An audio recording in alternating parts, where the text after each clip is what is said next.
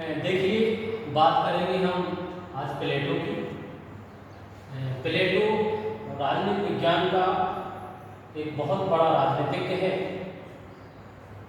जिन्होंने राजनीति के लिए बहुत बड़ी देन दी है, जिनमें उनकी 3 पुस्तकें हैं, द रिपब्लिक, द स्टेटमेंट और द लॉन्च। इन तीनों पुस्तकों में जो द रिपब्लिक है वो बहुत ही महत्वपूर्ण है, और उसी द रिपब्लिक में दार्शनिक राजाओं के शासन की उन्होंने बात की है। प्लेटो की बात करें तो प्लेटो के मन में दार्शनिक राजाओं का शासन का विचार कहाँ से है। हालांकि जो प्लेटो था वो कुलीन व्यक्ति था, और वो इस तरफ जाना चाहता था कि मैं भी राजा बनूं, लेकिन उसके मन में कई बार अपने गुरु का विचार भी आ जाता था, क्योंकि गुरु के संबंध में जो उनके गुरु आपके सुकरात थे, उनको आतताई शासक ने विष दे दिया था। इस कारण विष दे दिया था कि वो सत्य और न्याय पर आधारित थे और इस पर चलते थे और इसकी शिक्षा समाज में देते थे, जिससे लोगों ने राजा को भड़काया और राजा ने पकड़ कर के उनको विष दिलवा दिया और उनकी मौत हो गई, जिससे उद्वेलित होकर के प्लेटो ने एक अपना विचार रखा दार्शनिक राजाओं का शासन। दार्शनिक राजाओं के शासन की बात करें तो दार्शनिक राजाओं का शासन आता है। दार्शनिक राजाओं का शासन का मतलब है कि जो राजा बनेगा, जब हम आपके यूनान की बात करेंगे तो प्लेटो यूनान का था। यूनान की बात करें तो वहाँ पर छोटे छोटे नगर राज्य होते थे और वहाँ बहुत सारे राजा रहते थे। तो इसी तारतम्य की मन में विचार है कि क्यों ना यदि राजा हो और वो दार्शनिक हो तो इसमें 4 चांद लग सकते हैं, और प्रजा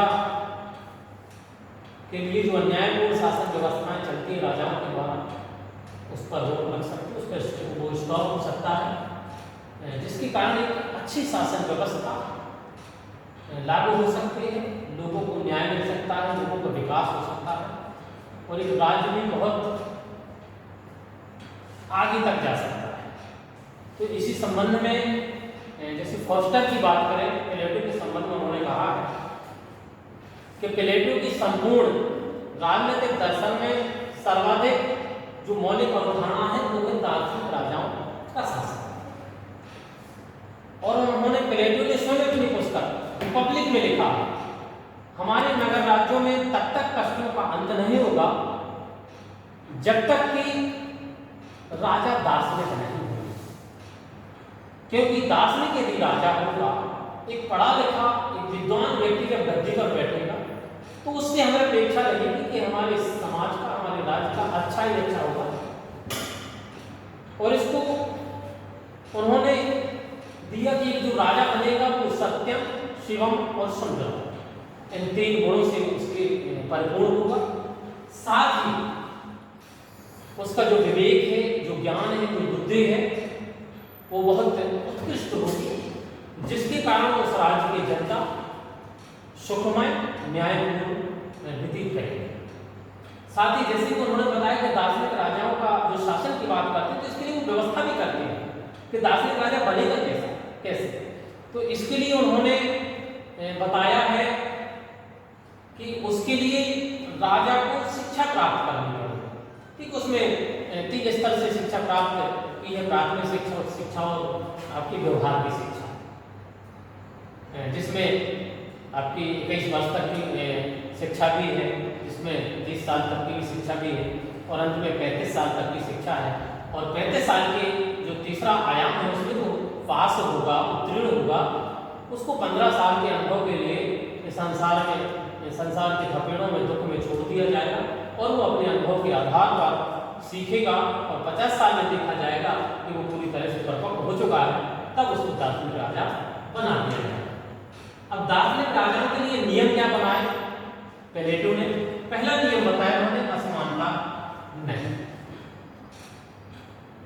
प्लेटो कहता है कि जो दार्शनिक राजा होगा वो राज्य के अंदर किसी प्रकार का कोई भी असमानता स्थापित नहीं करेगा, समानता स्थापित करने का पूरा प्रयास करेगा, क्योंकि वो यदि ऐसा करता है तो राज्य उत्तरोत्तर विकसित होगा।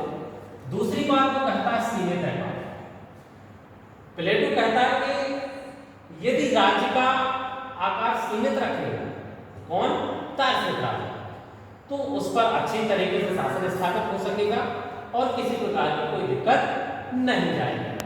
तीसरा पॉइंट, तीसरा नियम बताता है दार्शनिक राजाओं के लिए प्लेटो, वो है कर्तव्यों का पालन।